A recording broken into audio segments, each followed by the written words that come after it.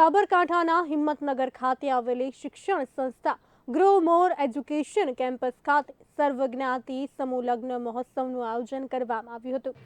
આ સમગ્ર આયોજન BZ ગ્રુપના ફાઉન્ડર ભૂપેન્દ્રસિંહ ઝાલા દ્વારા કરવામાં આવ્યું હતું, જેમાં અન્ન અને નાગરિક પુરવઠા વિભાગના મંત્રી સહિત ભાજપના અગ્રણી નેતાઓ હાજર રહ્યા હતા। આ કાર્યક્રમમાં 78 દંપતીઓએ પ્રભુતામાં પગલાં માંડ્યા હતા।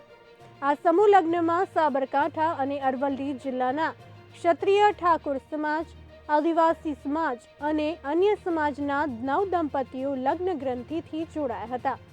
લગ્નોત્સવમાં જોડાયેલા 9 દંપતીઓને ભૂપેન્દ્રસિંહ ઝાલા દ્વારા 51,000નું પોસ્ટલ સર્ટિફિકેટ અને 80,000નું કરિયાવર આપવામાં આવ્યું હતું।